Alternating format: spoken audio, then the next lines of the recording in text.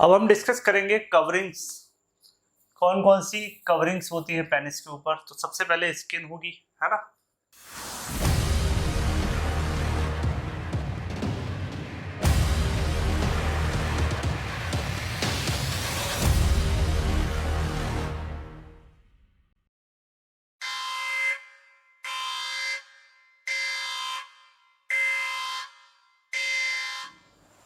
पहले देखते हैं skin of penis. It is remarkably thin, delicate and dark and hairless. ठीक, तो ये है पेनिस की स्किन। It envelops the body of penis completely. It loosely attach to the fascial sheath of the penis and hence it is freely mobile. तो ये जो skin है वो कैसी है, फ्रीली मोबाइल होती है, क्योंकि ये जो फाइब्रस शीथ होती है, फेशिया होता है इसके आसपास, जो थ्री पार्ट होते हैं, कॉर्पस स्पॉन्जियोसम और ये सब ट्यूनिका एल्बुजिनिया की जो कवरिंग होती है, उसके आसपास ये जो स्किन कवर रहती है वो लूजली अटैच होती है ना। At the neck of the penis it is folded upon itself to form prepuce और फोर स्किन। ठीक है, यहाँ पर देखिए ये स्किन है, ठीक है। ग्लैंस पेनिस पर जाके ये अपने कायदे में तो यहाँ खत्म हो जानी चाहिए, लेकिन ये अपने ही ऊपर फोल्ड हो जाती है ऐसे। यह तो ऊपर की तरफ भी होती है और ऐसे ही नीचे की तरफ भी होती है, फोल्ड अपने ही ऊपर। तो ग्लैंस पेनिस फ्लैसिड स्टेट में कहाँ होता है, इसके अंदर होता है ना। और जब इरेक्ट होता है पेनिस तो ये स्किन कहाँ चली जाती है, पीछे की तरफ चली जाती है। या ये कह दो ग्लैंस पेनिस के अंदर ब्लड फिल हो जाता है तो इसका साइज बड़ा हो जाता है, तो ये इस स्किन से बाहर आ जाता है, जस्ट लाइक ये हुड पीछे की तरफ चला जाएगा। तो यही हमें बताना है यहाँ पर। which cover the glands for a variable distance. The prepuce is retracted during coitus और manually। तो हाथ से भी इसको पीछे खींचा जा सकता है स्किन को, और coitus के टाइम पर जब ग्लैंस पेनिस बाहर की तरफ आ जाएगा तो उस केस में भी। The internal layer of prepuce is continuous with the thin skin covering the glands firmly। तो इंटरनल लेयर जो है इसकी, ये वाली लेयर जो है वो किसके साथ फ्यूज हो जाएगी, फाइनली ग्लैंस पेनिस की स्किन के साथ। The skin covering the glands is continuous with the mucous membrane of the urethra at the external urethral orifice। और ये कहाँ तक, एक्सटर्नल यूरेथ्रा अंदर तक इसको कवर करेगा। On the urethral aspect of the glands, a small median fold passes from the inner aspect of the prepuce to the glands, immediately proximal to the external urethral meatus. The sensitivity of the frenulum of the prepuce play an important role in the orgasm। या sexual excitement के time पर, orgasm मतलब sexual excitement है, तो जो satisfaction वाली feeling होती है सेक्सुअल एक्साइटमेंट में, उसमें इसकी जो सेंसिटिविटी होती है वो भी काफ़ी मैटर करती है। फ्रेन्यूलम ऑफ पेनिस, जहाँ पर ये टंग, जैसे टंग में फ्रेन्यूलम होता है ना, अटैच रहती है टंग फ्लोर के साथ, ऐसे ही ये नीचे वाली साइड से जो स्किन है वो अटैच रहती है किसके साथ, ग्लैंस पेनिस के साथ। तो वो उसके साथ जब टच होता है तो उससे सेंसरी इंफॉर्मेशन और ज़्यादा आती है ब्रेन में, तो और ज़्यादा एक्साइटमेंट होता है। Then prepuce of skin. Prepuce of skin क्या है, ये, और इस प्रीप्यूज ऑफ स्किन और ग्लैंस पेनिस के बीच में जो स्पेस होता है उसको बोलते हैं प्रीप्यूटियल सैक। प्रीप्यूटियल सैक, ठीक है। So it is a fold of skin which covers the glands for a variable extent and attached to the neck of penis। यहाँ कहाँ तक, neck of penis तक अटैच है। Frenulum of the prepuce क्या है, frenulum नीचे की तरफ है। It is a median fold of skin on the ventral surface of the glands, ये important बात है, which passes from the inner surface of prepuce to the external urethral meatus। It is highly sensitive, ये highly sensitive होता है इसीलिए orgasm में help करता है। प्रीप्यूटियल सैक। प्रीप्यूटियल सैक क्या है, it is a potential space और cleft between the glans and the prepuce. उस स्किन और उसके बीच में जो गैप होता है उसको बोलते हैं प्रीप्यूटियल सैक। अब बात करते हैं, स्किन को हटाएंगे तो क्या आएगा, superficial fascia. Superficial fascia of penis, it consist of two layer, superficial and deep. The superficial layer is devoid of fat and consists of loose areolar connective tissue। तो यहाँ पर फैट नहीं होता, क्या होता है, लूज एरियोलर कनेक्टिव टिश्यू होता है। इट में contain few muscle fibres, the peripenic muscles. कौन सी मसल्स, कौन सी muscle fibre? Peripenic muscles. The deep layer in the lower part of anterior abdominal wall is condensed and form the fascia of penis, termed as deep fascia of the penis और bucks fascia. समझ में आ गया? bucks fascia.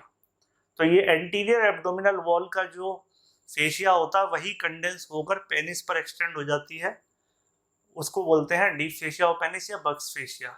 It surrounds both corpora cavernosa and corpus spongiosum but does not extend beyond the neck of penis. कहाँ तक जाएगा? केवल और केवल टर्मिनल एंड तक, लेकिन नेक ऑफ पेनिस से आगे नहीं जाएगा.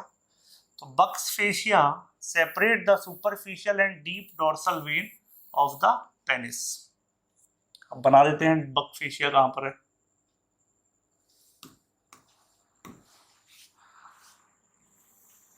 ये जो बना रहा हूं मैं येलो कलर से,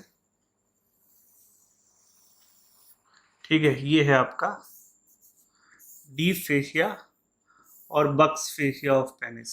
ठीक है, तो इसके नीचे कौन सी थी? डीप डोर्सल वेन थी, और इसके ऊपर कौन सी होगी? Superficial dorsal when and superficial dorsal artery. तो बक्स फेशिया डिवाइड करता है सुपरफिशियल और deep dorsal vein of penis and superficial dorsal vein of the penis. ठीक है, तो ये है इसका मेन रोल. और फिर इसके अंदर क्या होगा? इसके अंदर ये जो है, फिर हमारा इस लेयर पे क्या होता था? Tunica albuginea. ठीक, तो इसके बीच में आपको क्या मिलेगा? इसके बीच में आपको कुछ नहीं मिलेगा, सिर्फ और सिर्फ ये फेशिया की लेयर मिलेगी. ठीक है, और ये आपका हो गया सुपरफिशियल फेशिया.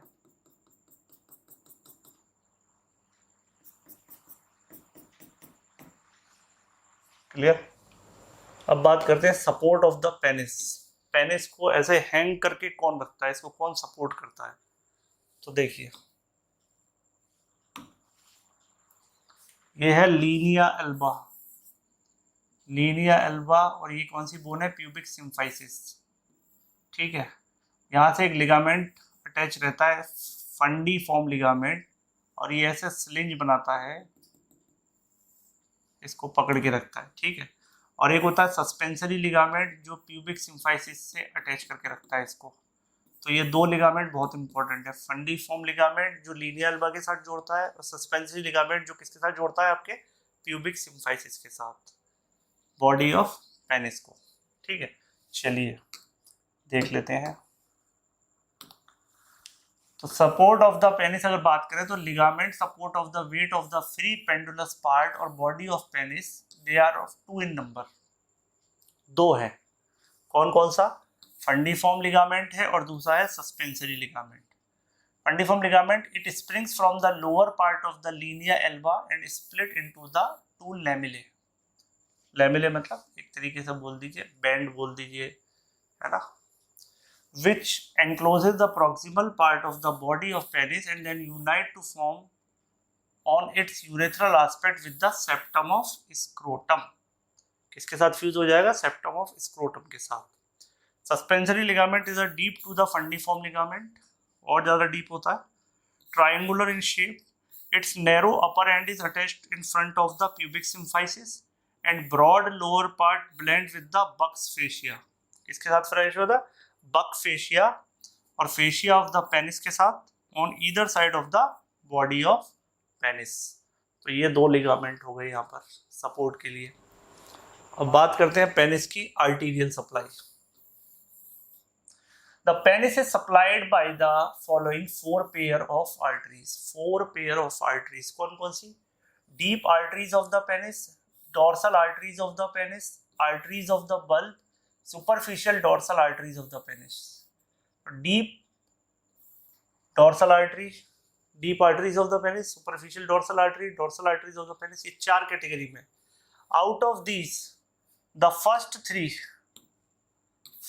three pairs, ये वाली DDA of arteries arise from the internal pudendal arteries, branches of anterior division of internal iliac arteries. ठीक है, तो इंटरनल प्यूडेंटल आर्टरी से अराइज होती है तीनों की तीनों, और ये किसकी ब्रांच है? Anterior division of internal iliac artery की।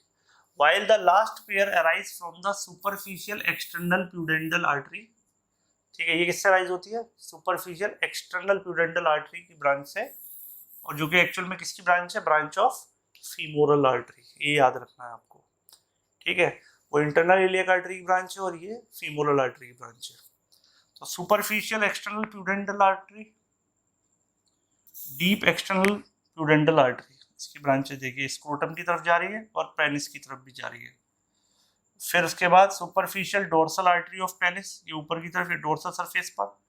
Superficial dorsal vein of the penis, ये बिल्कुल सेंटर में चलती है, सिंगल होती है ये, जबकि आर्टरी दो होती है, ठीक है, ये आपको याद रखना है। इसमें भी आप देखेंगे तो ब्लू कलर से सेंटर में क्या चल रही है? डीप डोर्सल वेन सिंगल, उसके दोनों तरफ डोर्सल आर्टरी, उसके दोनों तरफ डोर्सल नर्व। तो ये पेयर्ड स्ट्रक्चर है नर्व का, आर्टरी का पेयर्ड है, लेकिन वेन जो है डीप वो एक ही है, ठीक। और ये कौन सी बोन है आपकी? प्यूबिक सिम्फाइसिस, उसके नीचे की तरफ से ओरिजिन हो रहा है इसका। ये आर्कुएट प्यूबिक लिगामेंट है, आर्कुएट प्यूबिक लिगामेंट, और इसके बाद ट्रांसवर्स पेरिनियल लिगामेंट, यहाँ से ये ओरिजिनेट हो रहा है, तो याद रखना है। इसके बाद वेन्स की बात करें, venous drainage, they are following two veins mainly drains the venous blood from the penis, superficial dorsal vein of the penis and deep dorsal vein of the penis, और उनको डिवाइड कौन करता था? बक्स फेशिया, ये तो आपको पता ही है। The main vein contrary to the arteries lies in the midline, separate from each other by deep और बक्स फेशिया of the penis, क्योंकि वो सिंगल ही होती थी, वो डबल नहीं होती थी। ये सुपरफिशियल एक्सटर्नल प्यूडेंटल वेन है और इसी की ब्रांच आके सुपरफिशियल डोर्सल वेन बन गई, एक डीप और एक सुपरफिशियल, ठीक है। इसके बाद बात करते हैं लिम्फेटिक ड्रेनेज की। तो lymphatic drainage is important because its role in the metastasis of penis cancer, in the metastasis of penis cancer which occurs frequently. Lymph vessels from the glans penis drains into the deep inguinal lymph node, especially into the lymph node of Cloquet, ठीक है। कौन से में जाएगा? Cloquet, ये हमने funeral triangle में पढ़ा भी था, ठीक है। The lymph vessels from the rest of the penis drains into the superficial inguinal lymph node. तो ग्लैंस पेनिस का जो है लिम्फ है वो कहाँ जाएगा? क्लॉके में, और बाकी रेस्ट ऑफ द पेनिस की बॉडी से कहाँ जाएगा? सुपरफिशियल इंग्वाइनल लिम्फ नोड में जाएगा, ये याद रखना है, दोनों डिफरेंस वाले। तो नर्व सप्लाई की जब बात करते हैं तो सेंसरी नर्व सप्लाई, उसकी मोटर नर्व सप्लाई और ऑटोनोमिक नर्व सप्लाई, तीनों तरीके की नर्व सप्लाई यहाँ देखने को मिलती है। Sensory innervation, sensory supply to the penis is derived from the following. Number 1, dorsal nerve of the penis and ilioinguinal nerve, दो नर्व हैं ये, ठीक है, जो सेंसरी इंफॉर्मेशन ले जाते हैं। The muscles of penis are supplied by perineal branch of the pudendal nerve, तो मोटर नर्व सप्लाई किससे है? प्यूडेंटल नर्व से। Autonomic nerves of the penis are derived from the pelvic inferior hypogastric plexus via prostatic plexus. कहाँ से मिलता है? Pelvic region की कौन सी प्लेक्सस से? इंफीरियर हाइपोगैस्ट्रिक प्लेक्सस से। कौन सी? पर्टिकुलरली प्रोस्टेटिक प्लेक्सस से। The sympathetic nerves are vasoconstrictor while the parasympathetic fibres are vasodilator. The parasympathetic fibres that is nervi erigentes are derived from the S2, S3 and S4 spinal segment. The autonomic fibers are distributed throughout the autonomic fibers are distributed through the pudendal nerve. तो इसके जो fibres आएंगे वो कौन सी nerve के through आएंगे? Same इसी nerve के अंदर आएंगे इसके फाइबर, जो मोटर नर्व है प्यूडेंटल नर्व, इसी के साथ इसके फाइबर्स भी आएंगे ऑटोनोमिक के। अब बात करते हैं mechanism of ejection and ejaculation. Erection और इजैकुलेशन के मैकेनिज्म क्या, मतलब कैसे पेनिस इरेक्ट होता है और कैसे उसमें से सीमेन इजेक्ट होता है। तो mechanism of erection of penis purely vascular phenomena, यानी जो इसका इरेक्शन होता है ये वेस्कुलर फिनोमेना यानी ब्लड प्रेशर पर डिपेंड करता है totally, and occurs in response to parasympathetic stimulation, ठीक है। तो पैरासिम्पैथेटिक स्टिमुलेशन क्या कराएगा? इरेक्शन, ठीक है। Sexual arousal leads to the rapid inflow of blood from helicine arteries. Helicine arteries in the cavernous space of erectile tissue of the penis. तो penis का जो स्पेस इरेक्टाइल टिश्यू होता है उसमें जो स्पेस होता है उस टिश्यू के बीच बीच में कैवर्नस स्पेस, उसकी जो आर्टरीज होती हैं उनको बोलते हैं हेलिसाइन arteries. The filling of blood in the cavernous space leads to the compression of veins, which drains erectile tissue. ठीक है, तो जो वेन इरेक्टाइल टिश्यू को सप्लाई करती हैं, तो इसमें कैवर्नस स्पेस में ब्लड के भर जाने से क्या होगा, वो वेन कंप्रेस हो जाएगी, यानी ब्लड वापस नहीं पा जाएगा. This is associated with simultaneous spasm of venous smooth muscles sphincter. ठीक है, since the venous outflow is occluded, अब वेन से ब्लड वापस जा नहीं पा रहा क्योंकि वो कंप्रेस हो गई, किसकी वजह से, आर्टरीज के एनगोर्जमेंट की वजह से. The blood pressure in the cavernous space cause inflation and rigidity of erectile tissue, that is called erection. The pressure with in the corpora cavernosa is 100 mmHg at the time of penile erection. कितना pressure होता है, 100 mmHg pressure होता है penis के अंदर. ठीक है. The neural control of erection and ejaculation are different. Erection is mediated by parasympathetic nerve, whereas ejaculation is mediated by sympathetic and somatic nerve. तो याद रखिए इस तरीके से, आप इसको ऐसे याद कर लें जैसे कोई गन है, point point point for P for parasympathetic, point यानी इरेक्शन, शूट शूट का मतलब गोली निकल गई यानी सीमेन निकल गया, दैट इज सिंपैथेटिक और सोमैटिक. इस तरीके से याद रखना है. तो शूट सोमैटिक या सिंपैथेटिक, पॉइंट मतलब पैरासिम्पैथेटिक, ऐसे याद कर सकते हैं. Ejaculation, it consist of two process, emission and ejaculation. Emission क्या है, emission is the transmission of seminal fluid from Vasa differentia seminal vesicle and prostate into the prostatic urethra. Emission मतलब है इन सारी मसल्स के अंदर कॉन्ट्रैक्शन होकर कहाँ तक आ जाना, प्रोस्टेटिक यूरेथ्रा तक सीमेन का आ जाना, है ना, जो एमिट होगा. Ejaculation is the onward transmission of seminal fluid from prostatic urethra to the exterior. और प्रोस्टेटिक यूरेथ्रा से यानी कहाँ से, इजैकुलेटरी डक्ट से बाहर एनवायरनमेंट में जाने को हम क्या बोलते हैं, ejaculation.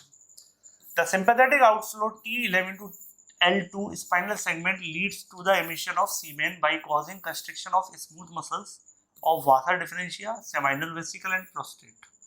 It also constricts the internal urethral opening to prevent the retrograde outflow of semen into the bladder. तो ये किसको बंद करा देगा, इंटरनल यूरेथ्रल ओपनिंग को भी बंद कर देगा. ठीक है, जिससे कि रिट्रोग्रेड फ्लो ना हो सीमेन का, वापस ब्लैडर की तरफ सीमेन ना चला जाए. The rhythmic contraction of bulbospongiosus supplied by the perineal nerve, that is a somatic nerve, compresses the penile urethra and expels the fluid to exterior, that is called ejaculation. तो बस एक ही तरीका याद रखने का, गन लीजिए, point and shoot. ठीक है. नेक्स्ट है हमारा स्क्रोटम, इसको नेक्स्ट वीडियो में डिस्कस करेंगे.